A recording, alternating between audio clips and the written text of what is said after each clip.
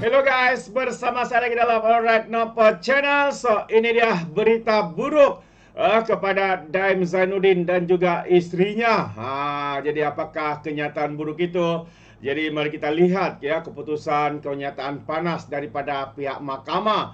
Jadi sahabat semua, tanpa membuang masa, ayo kita tonton, ayo kita bacakan kenyataan media ini. Tapi sebelum itu ya, jangan lupa juga untuk terus support Alright Nopo Channel dengan cara tekan butang subscribe, like, dan share. So, mari kita ikuti berita gempa hari ini.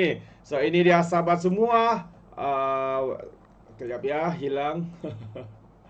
Alright, so ini dia. Mahkamah tolak ya permohonan Daim. Kes didengar atau didengar dengan hakim yang lain.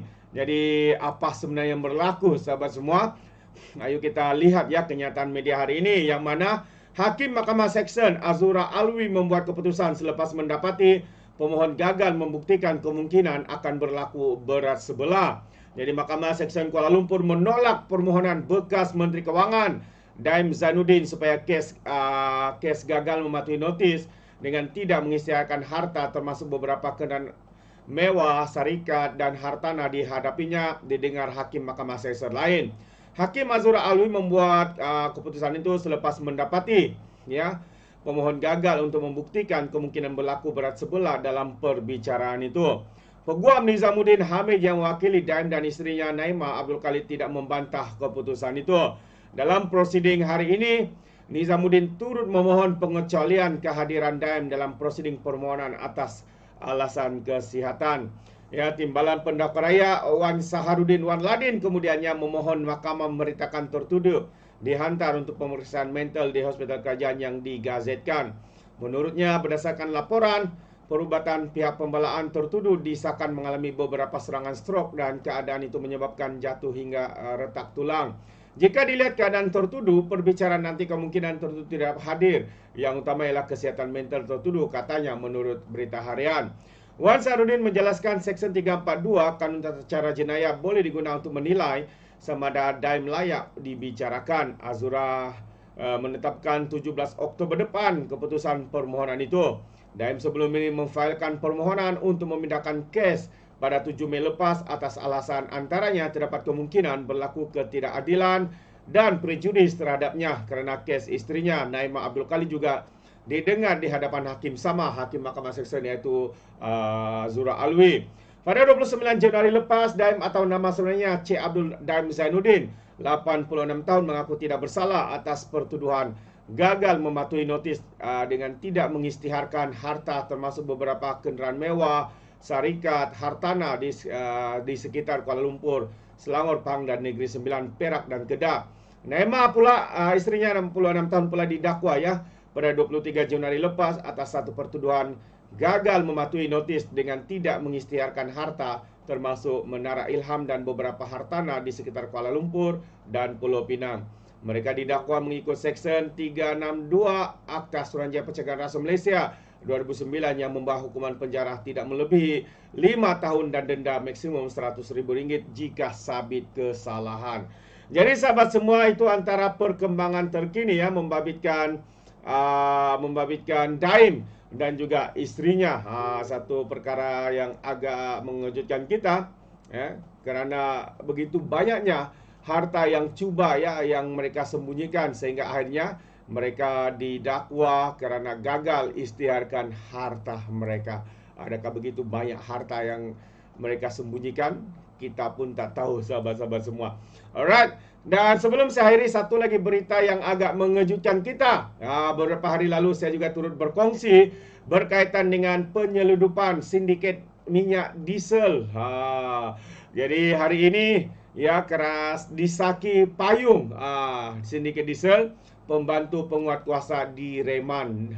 Itu dia. Jadi kalau kita lihat kenyataan media ini, lelaki berusia 40 tahun bertugas di sebuah agensi penguatkuasaan di Kuching di Reman 6 hari hingga 2 September ini. Jadi seorang pembantu penguatkuasa itu di Reman selepas disaki menerima rasuah ya daripada sindiket penyeludupan diesel di Sibu itu. Lelaki berusia 40-an bertugas di sebuah agensi penguatkuasaan di Kuching itu di Reman 6 hari hingga 2 September. Jadi sumber berkata Suspek itu ditahan di pejabat SPRM Sarawak sekitar jam 3.25 petang semalam ketika hadir untuk dirakam keterangan. Tangkapan terhadap pembantu penguatkuasa ini adalah susulan obliter dijalankan bahagian operasi khas SPRM di sebuah depo penyimpanan minyak di Sungai Bidut, Sibu Ahad yang lalu. Suspek dipercayai menerima wang rasuah berkenaan daripada sindiket terbabit bagi melindungi kegiatan penyeludupan minyak diesel bersubsidi dan supaya tidak mengambil tindakan undang-undang katanya. Sementara itu pengarah kanan bahagian operasi khas SPRM Azmi Kamarudin ketika dihubungi mengesahkan tangkapan dan memaklumkan kes disiasat mengikut Seksyen 16B Akta SPRM 2009. Beliau tidak menolak kemungkinan ada tindakan susulan serta tangkapan lain dalam masa yang terdekat. Itu dia antara perkembangan-perkembangan yang hangat diperkatakan di dalam negara kita terutamanya isu penyeludupan ini dan sebagainya. Dan seorang lagi, satu lagi berita yang menarik juga untuk saya kongsikan sahabat semua. Ini berkaitan dengan rasuah, tipu RM, menipu rasuah atau menipu sebanyak RM 5 juta. Projek lebuh raya tak wujud, Datuk mengaku tak bersalah. Aduh, macam-macam sahabat semua. Kenapa sebenarnya begitu banyak kes-kes rasuah, penyelewengan ini didedahkan, ditangkap dan sebagainya? Kerana inilah sebenarnya fokus kepada kerajaan kita hari ini. Seperti mana yang dinyatakan oleh Perdana Menteri kita untuk mengatasi ataupun menyelesaikan, menangkap sesiapa sahaja yang terlibat di dalam isu rasuah, penyelewengan dan sebagainya. Jadi tertuduh ini berdepan 3 tuduhan menipu. 2 individu menyerahkan wang itu dalam urusan tawaran projek Northern Express Alternative Road. Jadi ahli perniagaan bergelar Datuk mengaku tidak bersalah di Mahkamah Seksyen Shah Alam kerana menipu 2 individu sebanyak 5 juta berkait projek lebuh raya tidak wujud pada tahun 2022 dan 2023 ketika era Kerajaan Perikatan Nasional. Tertuduh Muhammad Firdaus Karudin 50 tahun membuat pengakuan itu selepas 3 pertuduhan dibacakan di hadapan Hakim Awang Kerisnada Awang Mahmud. Mengikut pertuduhan, Firdaus didakwa dengan curangnya menipu 2 lelaki berusia 59 dan 54 tahun untuk menyerahkan wang 5 juta dalam urusan tawaran projek mereka bentuk membina dan menyiapkan lebuh raya Padang Besar, Bukit Kayu Hitam, Jitrah, Padang Terap, Teloi Kulim, Cangkat, Jering yang tidak wujud. Perbuatan itu dilakukan di sebuah rumah distrik Kembangan Kajang antara 4 hingga 9 November tahun 2022. Waduh sahabat semua. Sekali lagi isu dan perkara ini berlaku ketika era Kerajaan Perikatan Nasional, Kerajaan PAS dan Bersatu. Tahniah kita ucapkan kerana sekali lagi membongkar acara-acara rasuah, acara penyelewengan, penipuan dan sebagainya. Tahniah. Jadi apa komen anda sahabat semua?